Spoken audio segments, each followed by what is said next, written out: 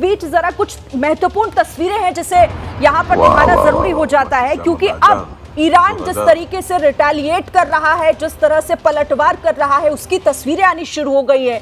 Israel पर Iran के missile attack से जुड़ी ये तस्वीरें, जिसमें दूर से धुआं उठता हुआ साफ दिखाई दे रहा है। ये एक्सक्लूसिव तस्वीरें एबीपी न्यूज पर हम दर्शकों को दिखा रहे हैं कि ईरान के हमले के बाद कैसे इजराइल की धरती एक बार फिर दहली है। इजराइल में तेल अवीव और उसके साथ ही हाइफा दोनों जगहों पर इस वक्त तनाव का माहौल है, क्योंकि कई जगहों पर बैलिस्टिक मिसाइलों से अटैक किया है इजराइल पर ईरान ने, और 25 बैलिस्टिक मिसाइलों के जरिए अटैक किया गया है, जो जानकारी दी जा रही है। देखिए, ईरान शुरू से जब से ये युद्ध शुरू हुआ है, जब से जंग के हालात बने हैं, वो शुरू से एक ही चीज कहता आ रहा है कि ना हम पीछे हटेंगे और हमें अपनी रक्षा करने का, अपनी सुरक्षा करने का पूरा अधिकार है। और इसी दिशा में वो अपने कदम आगे बढ़ा भी रहा है। जिस तरह से उसने अटैक किए हैं, एक के बाद एक इजराइल के कई शहरों पर हमला किया गया। हमने इससे पहले भी तस्वीरें देखी थी जब इजराइल में सिविलियंस को निशाना बनाया गया था, जब अस्पतालों को, वहां की स्टॉक एक्सचेंज बिल्डिंग को निशाना बनाया गया था, और बड़े लेवल पर नुकसान जो है इजराइल को शुरू से इसमें हो रहा है। हालांकि इजराइल भी अटैक कर रहा है। इजराइल के साथ साथ अब तो अमेरिका भी इस जंग में कूद गया है और उसने 3 न्यूक्लियर साइट को निशाना बनाया है। हालांकि ईरान की तरफ से कहा गया है कि जो अमेरिका ने हमले किए हैं, जो अमेरिका की तरफ से बड़ी बड़ी बातें की जा रही हैं, वैसा कुछ नहीं है। हमला हुआ है लेकिन नुकसान उतना बड़ा नहीं।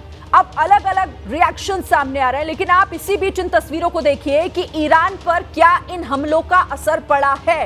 क्या जो अमेरिकी प्रेसिडेंट इन हमलों के बाद ये कह रहे हैं कि अब ईरान संभल जाए, अब शांति के रास्ते पर चले, तो क्या उसका कोई असर ईरान पर होता हुआ दिख रहा है?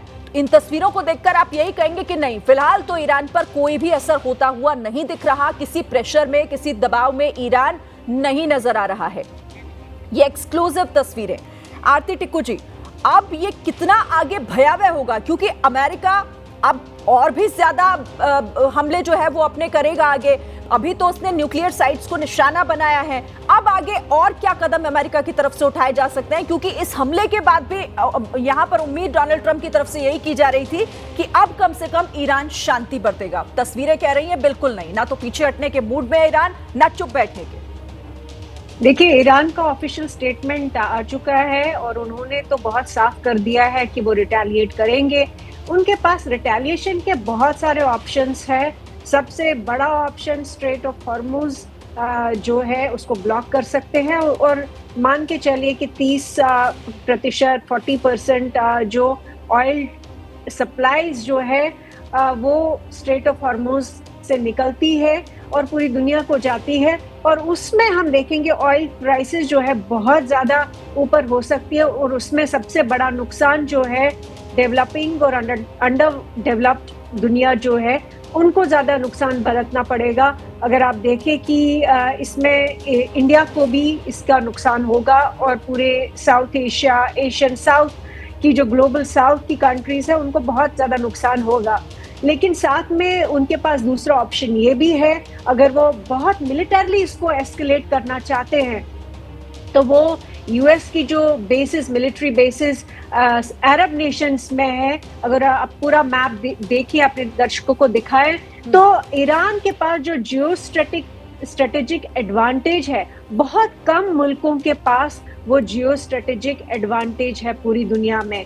इसलिए यूएस ने बेशक ये स्टेप तो उठा लिया, डोनाल्ड ट्रंप ने ये स्टेप उठा लिया, लेकिन इसके रिपरकशंस बहुत खराब हो सकते हैं, क्योंकि अगर तो खमेनी की रेजिम ने ये डिसाइड कर लिया कि वो अमेरिकन मिलिट्री बेसिस पे अटैक करेंगे और यूएस सोल्जर्स इसमें मारे जाएंगे, तो यूएस को डायरेक्टली वो इसमें इन्वॉल्व कर देंगे इस वॉर में। और वही हाल होगा जो यूएस का इराक में हुआ, अफगानिस्तान में हुआ। ये भी हो सकता है कि ये लंबे अरसे तक ये वॉर चले, और ये भी हो सकता है इसमें बाकी प्लेयर्स शामिल हो। इजराइल तो ऑलरेडी है, लेकिन जब वर्ल्ड वॉर 2 की सिचुएशन जब हुई थी, उस वक्त दुनिया जो है 2 खित्तों में बट गई। आधे लोग अमेरिका और यूके और फ्रांस के साथ खड़े हुए, और दूसरी तरफ एक्सीज के साथ, एलाइज और एक्सीज के बीच में जो वर्ल्ड वॉर 2 हुआ।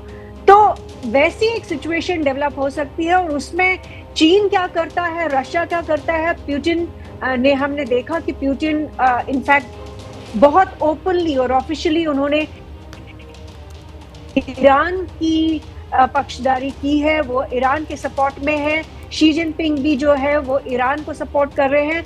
क्या ये ब्लॉक रशिया, चाइना और इसमें बाकी अगर आप यूएन का ही वोट ले ले, जिसमें अभी रिसेंटली मैक्सिमम दुनिया जो है वो एक्चुअली गाजा के लोगों के साथ खड़ी हो गई, ना कि नेतन्याहू के साथ। इसलिए मुझे लगता है ये सिचुएशन में बहुत सारी प्रोबेबिलिटीज है और मैं ये मानती हूँ कि ईरान अगर इस वक्त रेस्ट्रेंट दिखाया तो शांति हो सकती है। मुझे लगता है सारी दुनिया को मिलकर शांति के लिए बात करनी चाहिए, ना कि ये जो जंग अननेसेसरी वॉर है उस तरफ इसको और ज्यादा बड़ा कर दे। पर फिलहाल तो शांति होती हुई दिखाई नहीं दे रही है और मिडिल ईस्ट का ये जो तनाव है ये बड़े स्केल पर जाता दिखाई दे रहा है।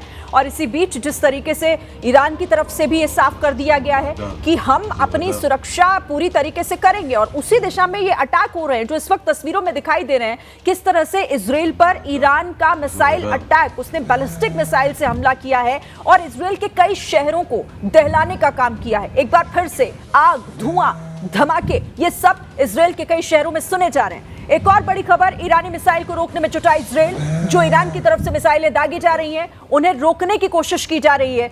ईरान मिसाइल को इंटरसेप्ट करने की कोशिश इस वक्त इजराइल कर रहा है। ये एक्शन अब होता हुआ ईरान के हमले को लेकर जो मिसाइल अटैक किए जा रहे हैं, 25 बैलिस्टिक मिसाइलों से हमला हुआ है अभी तक और आगे भी ईरान इजराइल पर अटैक कर सकता है और इन्हें इंटरसेप्ट करने की कोशिश अब इजराइल भी कर रहा है अपने एयर डिफेंस सिस्टम के जरिए इन्हें रोकने की, इनके हमले को नाकाम करने की कोशिश। लेकिन कितना कारगर होता है और कितना नुकसान इजराइल को होता है, इसके लिए थोड़ा इंतजार अभी और करना होगा।